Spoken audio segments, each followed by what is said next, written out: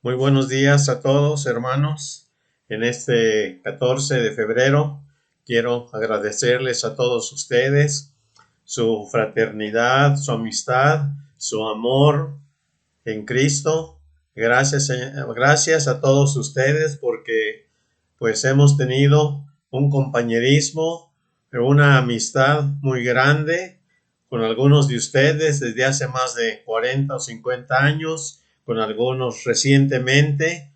Entonces me siento realmente muy bendecido con la amistad de todos ustedes y espero que en el amor de Cristo todos continuemos siendo hermanos fraternales y estando todos en comunión. El tema del mensaje de esta mañana es la transfiguración de Jesús. Transfiguración quiere decir cambio de aspecto de la persona, una transformación de la persona, una metamorfosis que se sufre la persona. Vamos a hablar entonces de esta transfiguración de Jesús que muchos cristianos en este domingo celebran este acontecimiento que sucedió en la vida de Jesús. Comenzaremos diciendo y viendo que los fariseos y los saduceos se acercaban a Jesús para pedirle una señal del cielo, es decir, que realizara un milagro para poder comprobar que era el verdadero Mesías, que era el enviado de Dios, y le pedían una señal. Y Jesucristo dijo: esta generación infiel y malvada siempre anda buscando una señal milagrosa, pero no se le dará ninguna señal más que aquella de Jonás. Es decir, como Jonás estuvo en el vientre del gran pez 3 días y 3 noches, así estaría Jesucristo en el corazón de la tierra. Esa era la señal, la única que les daría a aquellos incrédulos de su tiempo, es decir, la resurrección de la muerte y resurrección de él sería la más grande señal para aquellos incrédulos que dudaban que Jesús fuera el verdadero Mesías. Jesús, reunidos con sus apóstoles, cuando llegó a la región de Cesarea de Filipo, Jesús les preguntó a sus discípulos: ¿quién dice la gente que es el Hijo del Hombre? Ellos respondieron: bueno, Señor, algunos dicen que eres Juan el Bautista, otros dicen que eres Elías, y otros dicen que Jeremías, y algunos otros que algún otro profeta del pasado conocido y que estás aquí. La pregunta que les hace Jesús y les dice: ¿y ustedes quién dicen que soy yo? Tú eres el Cristo, el Hijo del Dios viviente, afirmó Simón Pedro. Jesús le respondió: dichoso tú, Simón, hijo de Jonás, porque no te lo reveló ningún ser humano, sino mi Padre que está en el cielo. Contestación de Pedro: tú eres el Cristo, el Hijo del Dios viviente. Nuevamente, Jesús comenzó a platicar con sus apóstoles y como nos dice el Evangelio de Mateo 16, del 21 al 23, Jesús comenzó a explicarle a sus discípulos que él tenía que ir a Jerusalén y que en Jerusalén sufriría muchas cosas, sufriría mucho a manos de los ancianos de Israel, de los jefes de los sacerdotes y de los maestros de la ley, que era necesario que lo mataran y que al tercer día resucitaría.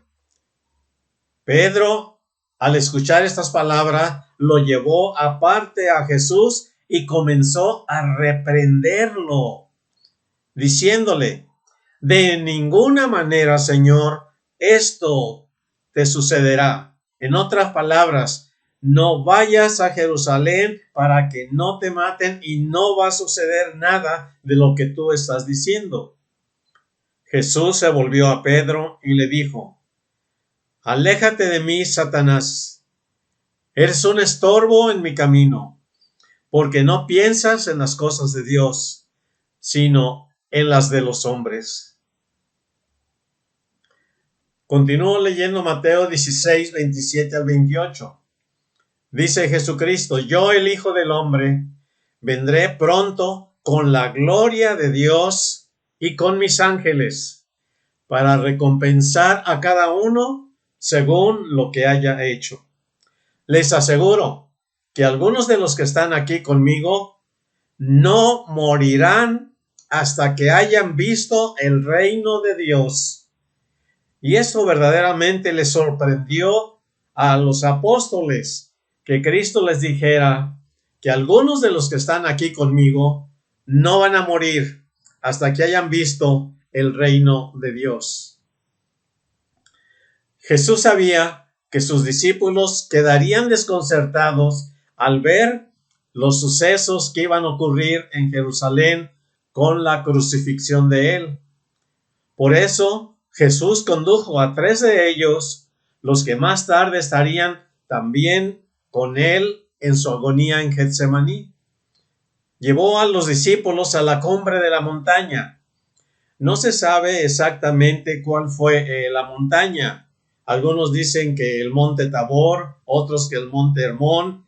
No especifica el evangelio. Sencillamente dice que Cristo los llevó a la cumbre de la montaña más alta. ¿Para qué? Para que contemplaran su gloria, que pudieran contemplar su gloria, porque cuando ellos vieran que Jesucristo iba a sufrir crucifixión y que no se iba a defender propiamente de los soldados romanos, de los judíos que lo acusaban injustamente, muchos dudarían que él fuera verdaderamente el Mesías. Así que lo llevó a la cumbre de la montaña más alta, para que subieran ellos solos y para que ellos, unos de sus apóstoles, los más fuertes, pudieran contemplar su gloria. Estos discípulos jamás olvidarían lo que sucedió ese día en la montaña.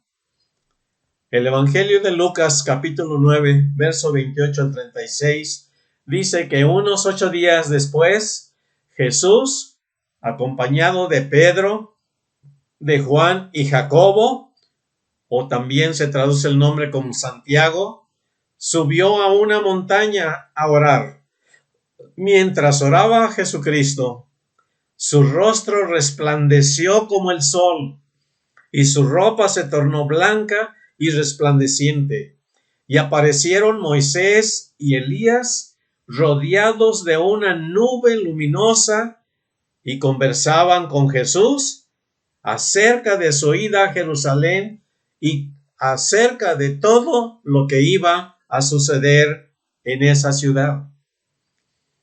Pedro y sus compañeros, Juan y Jacobo, estaban rendidos de sueño, pero vencieron ese sueño y permanecieron despiertos y vieron a Jesús rodeado de su gloria. Vieron a Jesús con su naturaleza divina rodeado de su gloria. Moisés y Elías estaban con él. Cuando estos se apartaban de Jesús, rápidamente Pedro dijo a Jesús: Maestro. Es importante ver cómo empieza Pedro esta petición a Jesús y le dice: Maestro, qué bueno que estamos aquí. Podemos levantar 3 enramadas, una para ti, otra para Moisés y otra para Elías. Podemos hacer aquí unas enramadas, unos albergues para que continuemos aquí en esta montaña, para que continúe. Una va a ser para Moisés, otra para Elías, otra para ti, Señor. Pedro estaba hablando sin saber lo que estaba diciendo, y mientras hablaba, vino una nube de luz que los envolvió, y los apóstoles que estaban con Jesucristo tuvieron mucho miedo y se postraron en tierra. No querían ver, pensando que podían morir. Luego, desde la nube salió una voz poderosa que decía: este es mi Hijo amado, escúchenlo. Este es mi Hijo amado. Después de oír la voz, Jesús quedó solo. Y ellos por algún tiempo no lo contaron a nadie la visión que habían visto, porque Jesús les dijo: no cuenten esta visión a nadie. Lo que han visto, no lo cuenten hasta que yo haya muerto y haya resucitado.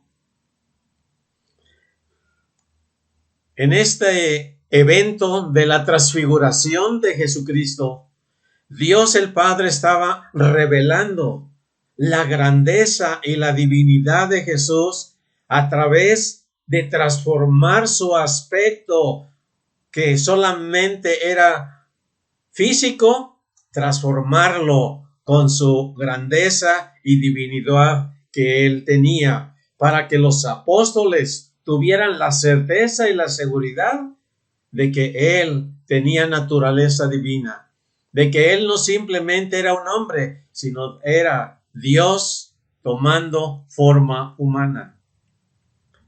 Pedro estaba subestimando a Dios en la persona de Jesús. Una semana antes, Pedro le había llamado Mesías, Cristo, cuando Cristo les dice: ¿y ustedes quién dicen que soy? Y Pedro inmediatamente dijo: tú eres el Cristo. En otras palabras, tú eres el ungido, el Mesías. Pero ahora Pedro no lo está llamando así. Ahora Pedro comenzó diciéndole maestro, es decir, al nivel de Elías y de Moisés. Sin duda que las intenciones de Pedro eran buenas, pero estaba equivocado al tratar a Jesús al mismo nivel de Moisés y de Elías.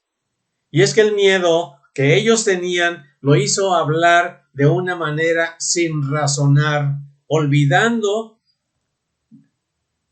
tiempo atrás en que mismo Pedro le había dicho a Jesús: tú eres el Mesías, es decir, tú eres el ungido, el enviado de Dios, el Hijo del Dios viviente. Pero el miedo hizo cambiar, hizo subestimar al Mesías, a Jesús, y simplemente lo llamó maestro. El miedo puede a veces hacernos subestimar la bondad de Dios. Cuando Dios el Padre, al decirle a Jesús: este es mi Hijo amado, está declarando la igualdad de Jesús con Dios el Padre. Y Dios el Padre está diciéndole a Pedro: escúchenlo. La lección para nosotros también es que no permitamos que las circunstancias o los problemas de la vida disminuyan la grandeza de Cristo en nuestra mente y corazón. Al ser Jesús nuestro amigo y hermano, eso no le quita su divinidad ni su grandeza como Dios y Salvador que todos debemos de reconocer. Y necesitamos nosotros como cristianos que Jesús se transfigure, es decir, que brille con poder y grandeza en nuestra vida, porque Él es todo lo que necesita un cristiano, porque no hay mayor amor que el que brota del corazón de Jesús. Nadie más puede salvarnos, y es Jesús el mismo que está preparando un mundo hermoso y maravilloso para nosotros en un futuro cercano. Pedro y Juan continuaron con Jesús, no olvidando el acontecimiento de la transfiguración que él tuvo en la montaña. Y más tarde Juan escribió lo siguiente en su evangelio, capítulo 1, verso 14. Y aquel verbo se hizo carne y habitó entre nosotros, Jesús, y hemos contemplado su gloria. Ahora Juan está dando testimonio. Hemos contemplado su gloria. Gloria como el único Hijo de Dios, lleno de gracia y de verdad. Ahora Juan estaba plenamente seguro de la divinidad, de la naturaleza divina, que Jesús era Dios caminando entre ellos.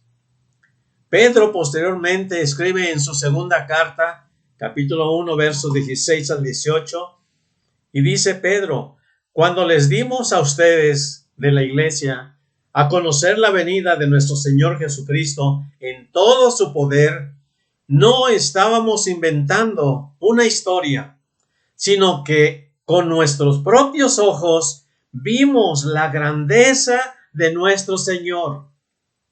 Cuando él estuvo en la montaña, en la transfiguración de Jesús, y él da testimonio, dice: él recibió honor y gloria de parte de Dios el Padre, cuando desde la majestuosa gloria aquella voz dijo: este es mi Hijo amado, en quien me he complacido. Nosotros mismos oímos esa voz que vino del cielo cuando estábamos con él en el Monte Santo. Pedro está proclamando el testimonio de la grandeza de Jesucristo cuando él pudo contemplarla en la montaña. El profeta Daniel tuvo una visión acerca de qué es la gloria de Dios, cómo es que Jesucristo se manifestó en su gloria en esta montaña. Y el profeta Daniel, cientos de años antes, tuvo una visión acerca de cómo es la gloria de Dios. En el capítulo 7 de Daniel, verso 13 al 14, dice Daniel: estuve mirando hasta que se colocaron tronos y tomó asiento el venerable anciano. Su ropa era blanca como la nieve y su cabello blanco como la lana. Su trono centellaba como el fuego, sus ruedas ardientes. Un río de fuego corría de delante de él. Millares de millares le servían y millones de millones estaban en pie delante de él. En esa visión que tuvo Daniel en la noche, dice él: vi que alguien con aspecto humano venía entre las nubes del cielo y se acercó al venerable anciano y fue llevado a su presencia y se le dio autoridad, poder y majestad para que todos los pueblos, naciones y lenguas le adoraran. Y su dominio es dominio eterno, que no pasará, y su reino jamás será destruido.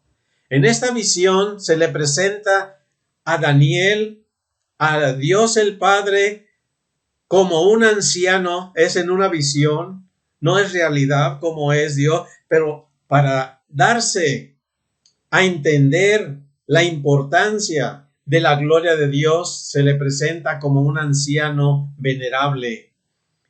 Y el aspecto humano que todavía Jesucristo no había tomado, por eso dice, esta visión era como un aspecto humano, representando a Jesucristo viniendo en las nubes, acercándose a su Padre y recibiendo toda autoridad, poder y majestad, para que todas las naciones, pueblos y lenguas le adoren, y su reino jamás será destruido.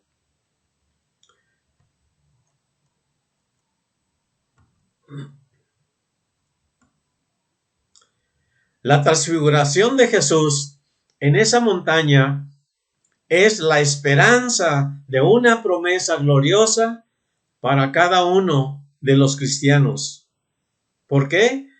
Filipenses 3, 20 al 21 nos dice: nosotros somos ciudadanos del cielo, de donde esperamos que vuelva nuestro Salvador, el Señor Jesucristo, el cual transformará nuestros cuerpos débiles en cuerpos gloriosos como el suyo. Cuerpos gloriosos como el de Jesucristo, mediante el poder con que somete a sí mismo todas las cosas. Nuestro cuerpo actual físico solamente es algo pasajero. Ese cuerpo será transformado, en lugar de ser un cuerpo débil, enfermizo, sujeto a la muerte, será transformado cuando venga Jesucristo en un cuerpo glorioso como el suyo, el en el que vieron Juan, Pedro y Jacobo, brillante como el sol, glorioso, un cuerpo celestial porque tenía naturaleza divina. Y la promesa es que al regresar nuestro Señor Jesucristo, Él transformará nuestros cuerpos débiles en cuerpos gloriosos como el suyo. No más enfermedad, no más dolencia, sino tendremos un cuerpo glorioso como nunca jamás lo hemos pensado. La primera de Juan, capítulo 3, escribe el apóstol Juan, del verso 1 al 3, dice: sabemos, conocemos que cuando Cristo venga, seremos semejantes a Él. Seremos semejantes a Él, porque le veremos tal como Él es. Y todo el que tiene esta esperanza en Cristo se purifica a sí mismo, así como Él es puro. Nos llena de esperanza saber que un día llegaremos a tener un cuerpo semejante al de Cristo cuando fue transfigurado en su gloria. En Daniel capítulo 12, versos 2 y 3, nos dice el profeta Daniel que del polvo de la tierra se levantarán muchos de los que hayan muerto, unos para vida eterna, los creyentes, y otros para vergüenza y confusión perpetua. Los entendidos, dice el profeta Daniel, brillarán como el resplandor del firmamento, y los que guiaron a muchos a andar por el buen camino van a brillar como las estrellas por toda la eternidad. Está hablando de cómo será transfigurado nuestro cuerpo físico en un cuerpo espiritual que brillará como las estrellas, como brilló con el resplandor del firmamento el cuerpo de Jesucristo cuando fue transformado con su gloria en aquella montaña para asegurar la fe de los apóstoles, y que cuando ellos vieran que en Jerusalén lo iban a azotar, lo iban a hacer escarnio de él y lo iban a crucificar, no cayera su fe y no creyeran que Cristo era simplemente un hombre, sino que era Jesús, Dios caminando entre ellos, Dios con su naturaleza divina tomando forma humana, de tal manera que cuando lo vieran crucificado siguieran creyendo, porque ellos habían visto cómo ellos vieron su gloria, cómo será el futuro reino de Dios con toda su gloria cuando Jesucristo reine. Y por eso es que Jesucristo les dijo: algunos de los que están conmigo no verán muerte hasta que vean cómo voy a reinar en gloria cuando vean mi reino. Y eso se cumplió en la montaña de la transfiguración, donde Jesucristo les mostró cómo será su reino, donde Él será un rey glorioso.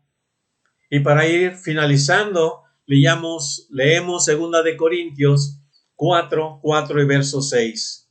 El Dios de este mundo ha cegado la mente de los incrédulos para que no puedan ver la luz del Evangelio. ¿Y cuál es esa luz del Evangelio que alumbra la esperanza del cristiano? La grandeza de Cristo, el cual es la imagen misma de Dios. Cuando Dios en un principio creó el mundo, lo primero que dijo: sea la luz, porque había solamente tinieblas, nos dice el capítulo 1 de Génesis. Dios creó la luz y dijo en el primer periodo, lo primero que creó: sea la luz. Y la luz brilló y se hizo sobre la oscuridad. Cuando Dios creó este mundo, ordenó que brillara la luz en medio de las tinieblas. Dios ha hecho también brillar su luz en nuestros corazones para que conociéramos su grandeza, que resplandece en el rostro de Cristo. En la persona de Cristo resplandece. Así que este domingo de transfiguración, de cambio que hubo en el cuerpo de Jesucristo, para que los apóstoles pudieran ver cómo brillaba su cuerpo celestial con su naturaleza divina y gloriosa, nos habla de la esperanza que nosotros un día llegaremos a estar con Él en su reino y brillaremos también nuestros cuerpos por la gloria que Él participará con nosotros. Con su poder hará una transformación en nuestro cuerpo y lo investirá, lo transformará realmente en un cuerpo celestial que brillará para siempre como las estrellas en el firmamento. Esta es la promesa del futuro cuerpo que Cristo nos dará cuando Él regrese a la semejanza de Él. Y es glorioso, por eso nos regocijamos en este domingo, y muchos cristianos se regocijan en este domingo de la transfiguración, del cambio de aspecto que tuvo la persona, el cuerpo de Jesucristo, resplandeciente. Y propiamente la descripción que hace la Biblia acerca de la gloria de Jesús es solamente un vislumbre, queda muy lejos de la realidad, que es mucho más grande de la que pudieron ver Daniel en la visión, y también de lo que pudieron contemplar y transmitir a través del Evangelio Juan y Pedro en sus evangelios, porque realmente no es posible transmitir con palabras la contemplación de la grandeza de Cristo o en su divinidad, con miles y millones de ángeles que le sirven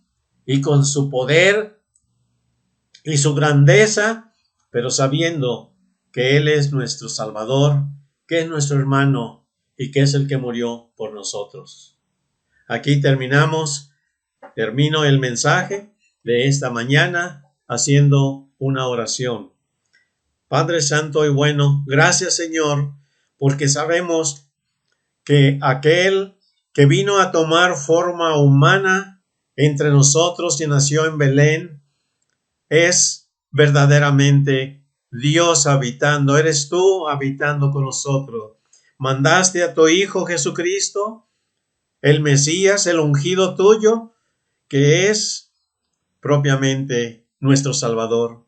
Gracias Señor, porque tú lo enviaste, y la más grande señal de que Él es Dios y de que tiene todo el poder y que Él reinará para siempre en todas las naciones de este mundo es que Él murió por nuestros pecados para que todos nuestros pecados fueran perdonados, pero resucitó también con un cuerpo celestial para ascender a los cielos, y así volverá como se fue entre las nubes, volverá entre las nubes, regresar con poder, con grandeza, para gobernar todas las naciones, y todas las naciones tendrán que sujetarse a este reino de amor para convertir este mundo que está tan corrompido y que es tan horrible actualmente, convertirlo en un mundo bello y hermoso que podamos llamarlo, que es el mundo de Dios, porque Dios estará reinando en esta tierra. Y nosotros tendremos la dicha de que nuestros cuerpos sean transformados.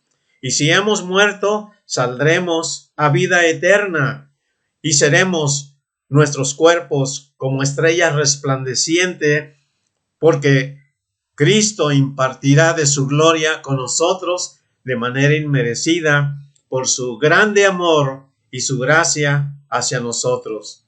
Gracias, eterno Dios, por la esperanza que tenemos en el futuro, y porque sabemos, Señor, que no nos olvidas y que siempre, Señor, nos tendrás en tu memoria para cuando venga Jesucristo y podamos, Señor, ser participantes en tu reino venidero y glorioso que será para toda la eternidad. Gracias, Señor, por dejarnos esta maravillosa señal grandiosa de esperanza al ser transformado tu Hijo Jesucristo ante la presencia de los apóstoles.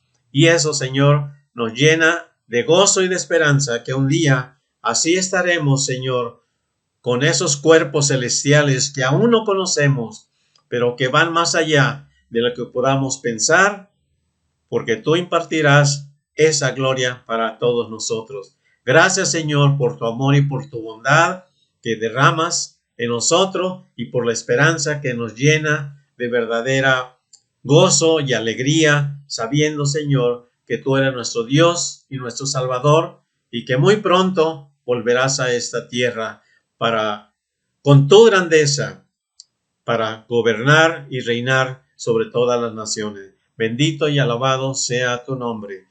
Agradecemos estas promesas y el entendimiento que tú hayas dado luz en nuestra mente para poder ver a través de nuestros ojos espirituales la grandeza tuya y que un día esperamos poderla contemplar de una manera con nuestros propios ojos. Gracias, Señor, por esta grande esperanza y la grande promesa que tenemos para el futuro en tu reino. En el nombre de Jesucristo lo agradecemos. Amén.